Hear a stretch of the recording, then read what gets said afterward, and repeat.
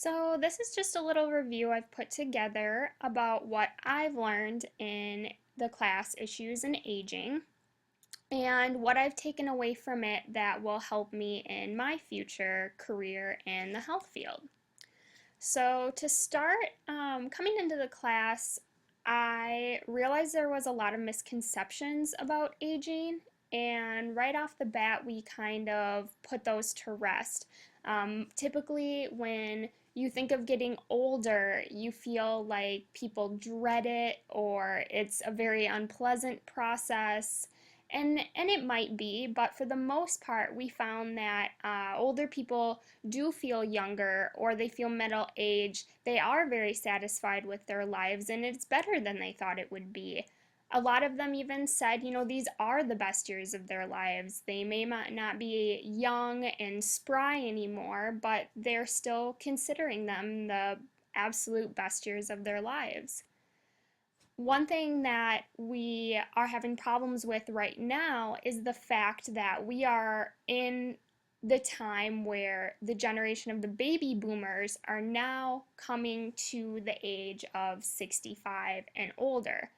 So by 2030, 1 in 5 people will be over the age of 65, and this is causing a lot of strain on today's healthcare.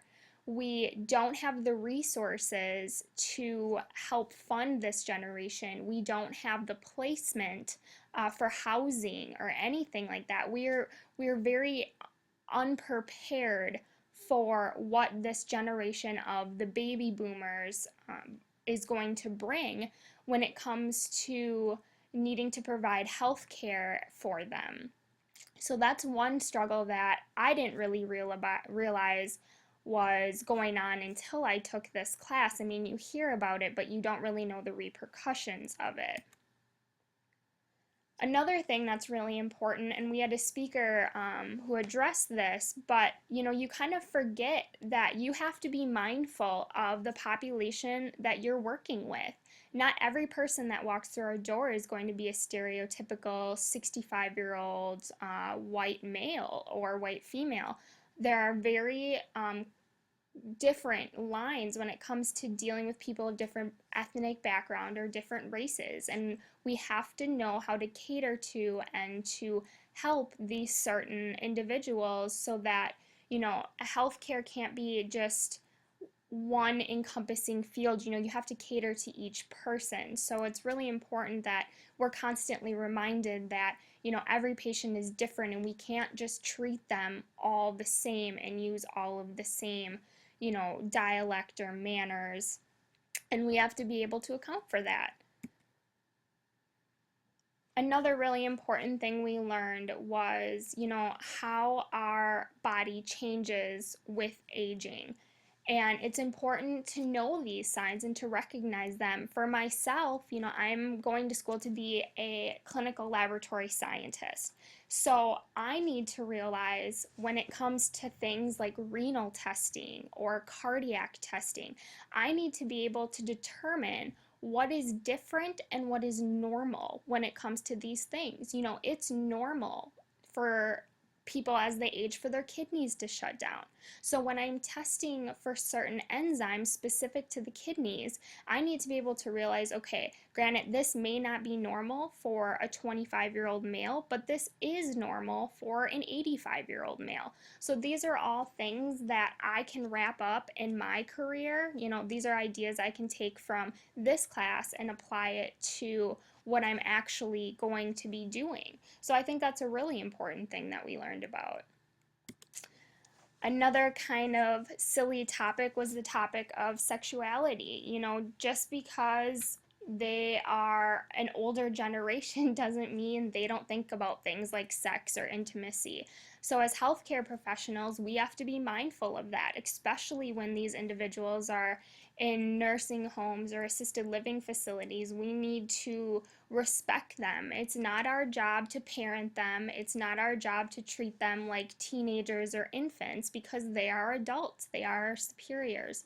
So this is a subject that a lot of people don't like to talk about, but I think it's important that we learn about it because these are things that we're going to see in the health field, and there are injuries that may result because of it, or we may have to treat an injury and they still may want to be sexually active with that injury. So these are all things we're going to have to learn how to work around.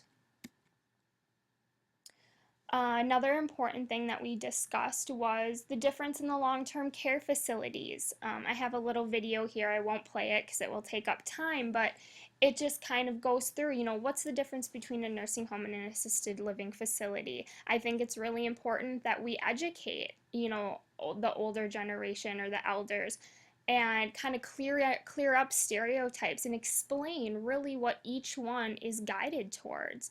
You can't just stigmatize nursing homes because you hear it all the time.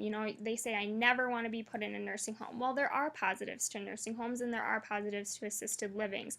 So it really is important that we do explain to our elders, what are the differences, what are the pros, what are the cons, and help them make an educated decision. When we had the speaker that talked about the importance of designing hospitals and nursing homes, I found that very informative because I do realize how important things like color and texture and safety are because I had a grandfather that had Alzheimer's for 9 years and I understand the confusion that comes with that disease. But I didn't realize that when people come into these hospitals and they design, reconstruction projects, they really truly sometimes don't know the ins and outs of what it's like to deal with patients that have chronic illness or chronic disease. And so it's important that us as healthcare professionals put in our input and help make those decisions because we're there every day. We see what's going to work and what's not going to work. So it's important to speak up and make our opinions known. And I also like the idea of alternative living spaces like the one here that's pictured in the Netherlands. They have entire communities constructed just for patients with Alzheimer's. I think it's a good idea. We institutionalize these people so fast. My grandfather got sent to Norwood. He wasn't crazy. He didn't belong there, but it's because we didn't have any other place for him. Nobody knew how to handle him. And here, in this community, it's an entire enclosed community just for people with Alzheimer's.